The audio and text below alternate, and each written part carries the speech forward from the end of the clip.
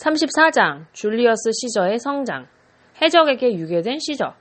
로마에 대해 앞에서 읽었던 이야기를 기억하니? 로마는 작은 마을에서 시작하여 부유하고 강력한 도시로 성장했지. 로마의 건축가들은 사람들이 더 빨리 오갈 수 있도록 길을 만들었고 도시로 물을 끌어오기 위해 수도교를 만들었으며 많은 사람들이 도시의 성벽 내에서 살 수 있는 아파트를 지었어. 로마는 또한 강한 군대도 가지고 있었지. 그들은 카르타고의 장군 한니발을 무찔렀으며 배를 타고 지중해를 건너 한니발의 고향인 카르타고의 수도를 공격하기도 했어. 로마 제국의 수도인 로마는 세계에서 가장 부유하고 강한 도시가 되었어. 로마에 대해 모르는 사람은 거의 없었고 사람들은 로마의 아름다운 건물과 멋진 도로를 부러워했단다. 로마에서 장사를 하고 검투사 경기를 구경하고 로마의 예술을 감상하기 위해 각지에서 사람들이 모여들었어.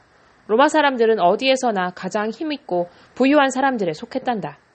어느 날 로마의 한 부유한 집안의 남자아이가 하나 태어났어. 부모는 그에게 줄리어스 시저라는 이름을 지어주었지. 시저 집안 사람들은 권력 있는 사람들이었어. 그들은 자신들이 로마를 세운 로물루스의 후손이라고 주장하기까지 했단다. 줄리어스의 아버지는 로마의 법을 만드는 일을 돕는 부유한 귀족이었고 그의 삼촌은 로마를 통치하는 사람인 두 집정관 중 한 사람이었단다. 내 아들은 큰일을 할 것이다. 그는 로마에서 가장 유명한 인물이 될 것이다. 줄리어스의 아버지는 이렇게 입버릇처럼 말하곤 했어. 줄리어스가 공부할 나이가 되자 그의 아버지는 읽기와 쓰기, 수학과 웅변수를 가르치는 학교에 그를 보냈단다. 줄리어스 시저는 많은 대중 앞에서 연설하는 웅변술에 재능을 보였어. 그는 강렬한 검은 눈과 깊고도 힘있는 목소리를 가진 멋진 젊은이로 성장했지. 그가 연설을 할 때마다 군중들이 그의 말을 듣기 위해 몰려들었단다. 곧 줄리어스는 로마를 다스리는 일을 하고 싶었지. 그는 자기 쪽에 투표를 할 만한 사람들을 위한 성대한 파티를 열었어. 그는 점점 더 인기가 높아졌지. 하지만 줄리어스는 이에 만족하지 않고 좀 더 효과적인 웅변수를 배워야겠다고 마음먹었어. 그래야 하면 훨씬 더 많은 로마 사람들이 그에게 표를 던져줄 것이라고 생각했지. 그는 로마에서 가장 유명한 웅변술의 대가가 지중해의 한 외딴 섬에 살고 있다는 얘기를 들었어. 줄리어스 시저는 그 섬으로 가기 위해 배 한 척을 빌렸어. 돈을 더 주셔야 되겠는데요. 배의 선장이 말했어. 지중해에는 해적들이 워낙 많아서요. 해적선은 아주 빠르답니다. 물건을 훔치기도 하고 지위가 높은 사람을 납치하기도 하죠. 해적을 당할 자는 아무도 없어요. 그런데도 가시겠습니까? 해적 따윈 무섭지 않소. 줄리어스는 선장에게 돈을 지불한 뒤 배에 올랐단다. 그러나 항해를 시작한 지 얼마 되지 않아 수상한 배 한 척이 뒤에서 모습을 나타냈어. 그 배는 미끄러지듯이 빠르게 달려오고 있었지. 해적이다! 선장이 겁먹은 목소리로 소리쳤어. 그는 속도를 높이려고 했지만 해적선은 금세 줄리어스의 배를 따라잡았단다. 선원들이 모두 싸울 각오로 갑판 위로 올라갔지만 이미 해적들이 배를 점령해버린 상태였어.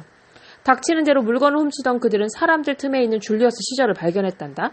그가 입고 있는 옷을 통해 그가 부자이고 지체 높은 가문의 사람이라는 걸 알 수 있었지. 너를 데려가서 몸값을 받아야겠다. 해적 선장이 말했어. 네 부모가 누구냐? 네 몸값으로 1억 원을 요구해야겠다. 줄리어스 시저가 갑자기 웃음을 터뜨렸어. 그것밖에 안 된다고? 나는 최소한 2억 5천만 원의 가치가 있는 사람이다. 네가 그렇게 중요한 사람이라고? 해적이 말했다. 좋아, 그렇다면 너를 데려가서 얼마를 받아낼 수 있는지 보겠다.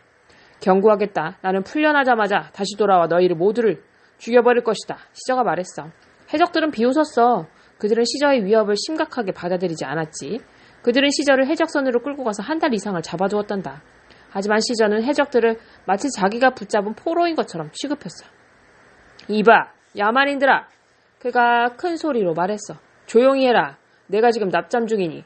그리고 저녁밥은 점심에 먹었던 것보다 더 맛있는 걸로 준비해야 한다. 해적들은 시저가 아주 웃기는 녀석이라고 생각했단다.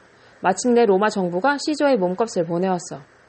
그들은 돈을 받자 시저에게 작별을 구했지. 로마로 돌아가거라 꼬마야. 그들은 시저를 놀려댔어. 안전한 곳으로 돌아가려면 없나. 바다는 우리 것이다. 그러나 시저는 로마로 돌아가자마자 로마 해군 7개 부대의 병사들을 전함 3척에 나누어 태우고 지중해로 다시 나갔어. 예상한 대로 전함이 육지를 떠나자마자 해적선이 나타나 뒤쫓아왔지. 시저는 이때를 기다리고 있었어. 시저는 병사들에게 명령했어. 전투 준비! 그는 전함을 해적선 주변을 둥글게 돌게 하다가 해적선의 앞머리와 부딪히게 했어. 병사들과 해적들은 서로의 배에 올라타 격렬하게 싸웠지. 그리고 마침내 해적들이 항복했어. 이제 이 바다가 누구의 것이지? 시저가 해적 선장에게 말했어. 그는 해적들을 로마로 데려와서 모두 처형시켜버렸단다. 이 일이 있은 뒤 시저는 로마에서 모르는 사람이 없을 정도로 유명해졌어. 사람들은 시저를 강한 지도자인 동시에 용감한 전사라고 생각했지. 줄리어스 시저라는 이름은 모든 사람들의 입에 오르내리게 되었어. 로마의 시민들은 시저에게 표를 던질 준비가 되어 있었지. 집정관이 된 시저. 로마로 돌아오자마자 줄리어스 시저는 로마의 집정관이 되겠다고 결심했어. 집정관이 무엇을 하는 사람인지 기억하고 있니? 이전의 역사를 살펴보면 대부분의 왕들이 자기 멋대로 권력을 휘둘러 독재자의 길을 걸었단다. 그런 이유로 로마는 왕을 두는 대신 집정관이라고 하는 2명의 통치자를 선출하여 나라를 다스리게 했지. 2명의 통치자는 다른 한쪽이 너무 많은 권력을 갖지 못하도록 견제해야만 했어. 그러나 문제가 있었어. 로마에 이미 2명의 집정관이 있었기 때문에 시저는 집정관의 자리에 오를 수가 없었지. 대신 시저에게 스페인으로 이주한 로마 사람들을 통치하는 일이 주어졌어. 많은 로마 사람들이 스페인에서 살고 있었기 때문에 그곳을 통치할 로마의 지도자가 필요했던 거지. 시저는 스페인을 통치하는 일은 대단한 일이 아니라고 생각했어. 하지만 아직은 자신이 로마의 집정관이 될 수 없다는 사실을 잘 알고 있었지. 그래서 시저는 자신을 따르는 사람들과 함께 스페인으로 떠났어. 그는 이탈리아를 지나 알프스를 넘었단다. 알프스로 가는 길에 시저와 친구들은 산속 깊은 곳에 있는 작고 초라한 오두막에 이르렀어. 길은 진흙투성이었고 염소들이 집 주위를 뛰어다니고 있었지. 사람들은 넝마 같은 옷을 입고 있었고 아이들은 흙 속에서 맨발로 놀고 있었단다. 정말 지저분한 곳이군.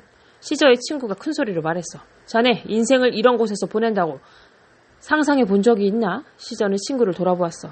로마에서 2인자로 있을 바에는 여기서 최고의 자리에 오르는 것이 더 나아. 시저는 딱 잘라 말했단다.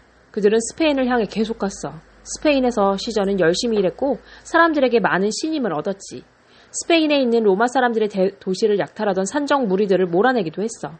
그러나 시저는 로마로 돌아가야 한다는 생각을 한시도 잊은 적이 없었고 자신의 고향인 로마에서 권력을 얻고 싶었단다. 어느 날 그는 서재에서 알렉산더 대왕의 전기를 읽고 있었어.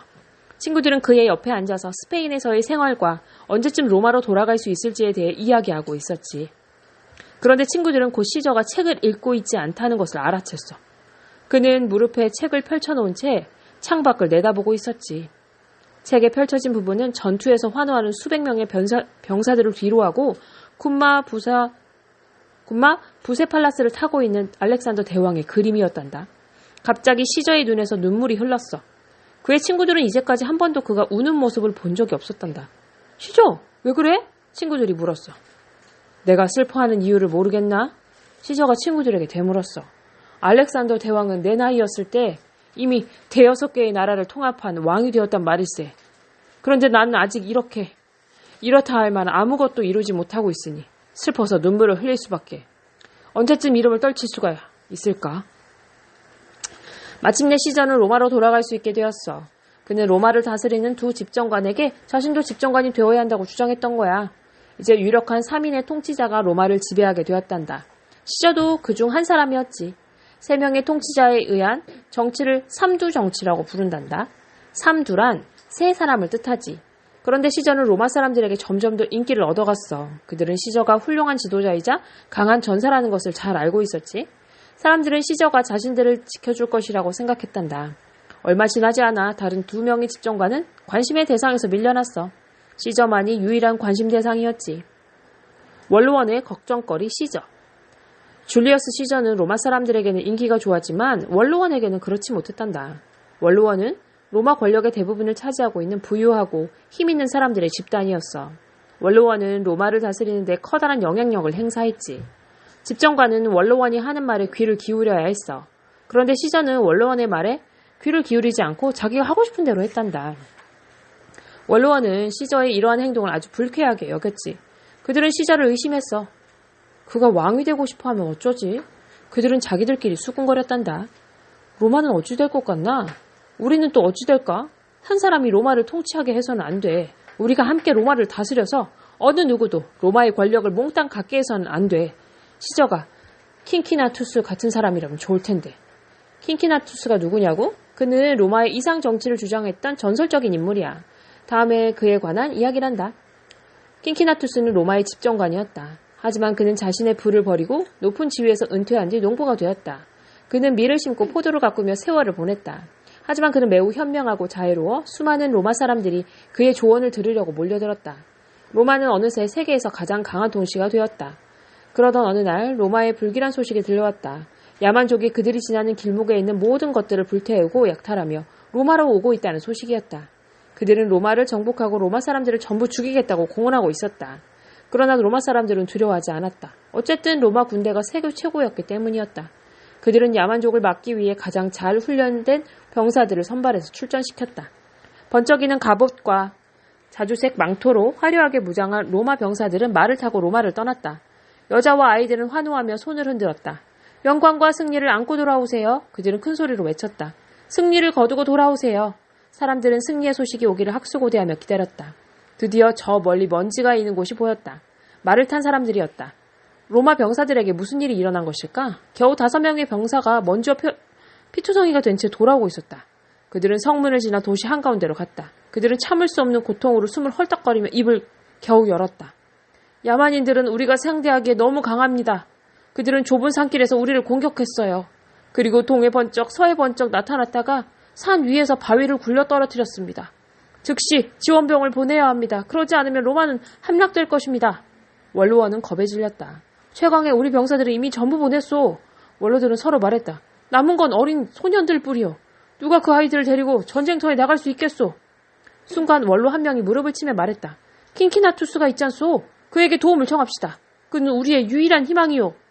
원로들이 그의 집에 도착했을 때 킹키나투스는 들에 나가 일을 하고 있었다. 그는 손을 씻고 원로들의 말에 귀 기울였다. 당신이 지원병을 이끌고 전쟁터에 나간다면 당신을 로마의 왕으로 삼겠소. 원로들은 이렇게 약속했다. 그래서 킹키나투스는 원로들과 함께 도시로 돌아와 지원병의 대장이 되었다. 그는 소년들을 무장시키고 싸우는 법을 가르쳤다. 그리고 나서 로마 군대를 구하기 위해 소년병들을 산으로 이끌고 갔다. 킹키나투스는 매우 현명하고 전쟁에 능한 사람이었다.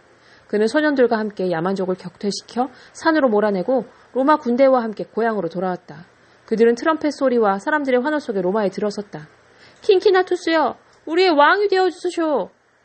로마 시민들은 애원하다시피 말했다. 당신에게 모든 권력을 주겠소. 당신이 원하는 것은 무엇이나 할 수 있소. 그러나 킹키나투스는 갑옷을 벗고 원로원에게 깃발을 건네주면서 사람들에게 말했다. 아니요, 로마에는 왕이 필요 없소. 내 모든 권력을 원로원에 다시 돌려주겠소. 그들이 여러분의 법을 만들 것이오. 그는 원로원에 로마를 맡기고 자신의 포도밭으로 돌아갔다. 킹키나투스는 이상적인 로마인이었어. 그는 도시가 자신을 필요로 할 때 도시를 위해 일했단다. 하지만 그러고 나서는 모든 권력을 원로원에게 돌려주었지. 그러나 시저는 킹키나투스처럼 할 것 같지 않았어. 그는 계속 힘을 모으고 있었고 인기는 시들 줄 몰랐거든. 언젠가는 시저가 로마의 왕이 되려고 할 거요. 그때가 되면 우리는 어떻게 될 것 같소? 원로들은 걱정스러운 얼굴로 서로에게 말했단다.